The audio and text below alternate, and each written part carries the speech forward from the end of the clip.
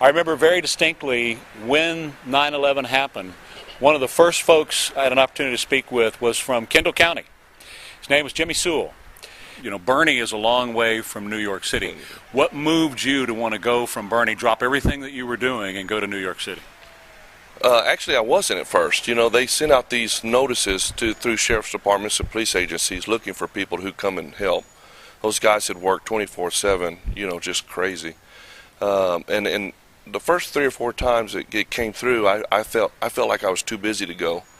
And then one of them hit me, and I just knew I needed to go up and do what I could do. Over the past 10 years since it happened, have you been able to stay in contact with any of the folks you were there with? I still talk to Chief Esposito, who is the head of all 24,000 law enforcement officers there. I met him by accident the day they started tearing down Building 7. They were wrecking it out, and he walked up next to me, and we just kind of talked. Of course, at the time, I didn't know he was the biggest man in the police department. But he's become a good friend. And then I'm part of the World Trade Center Health Directory. So every year they send me a survey. I have to fill out a survey for my health situations because, you know, we didn't know what all we were in. Trey Ware on News Talk 550 KTSA and online at ktsa.com, visiting with Jimmy Sewell, who's a chaplain in Kendall County and Bernie, who left right after 9/11/2001 and the attacks on the United States, the World Trade Center.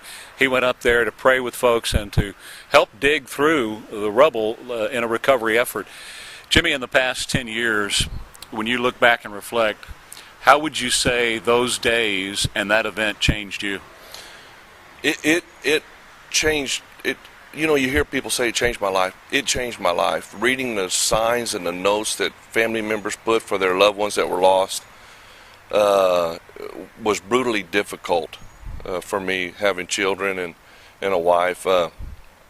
It made me come back and examine my life. Am I making the largest impact I can make while I'm here? Because, you know, 3,000 people went to work that day and had no idea they were going to step into eternity.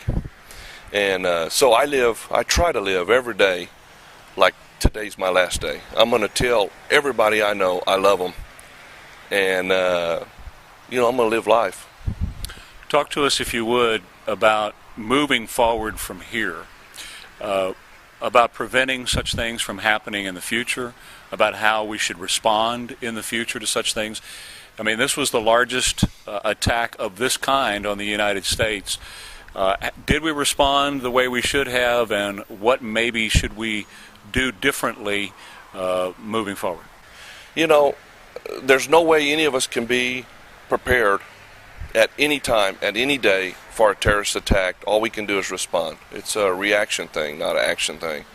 But I think we ought to all be aware of our circumstances around us, what people are doing and not doing around us, what they're carrying and not carrying with them. Beyond that, I really don't know what we can do different. Jimmy, I thank you. I thank you for your contribution on that day. I thank you for your contribution to our listeners as well, because through you, we were able to report a lot about what was going on up there. You did an awesome job. We appreciate that, and we appreciate you so much. Thank you. Thank you. Jimmy Sewell from Bernie, who was there on 9/11. News Talk 550 KTSA and KTSA.com. Our special on 9/11 continues.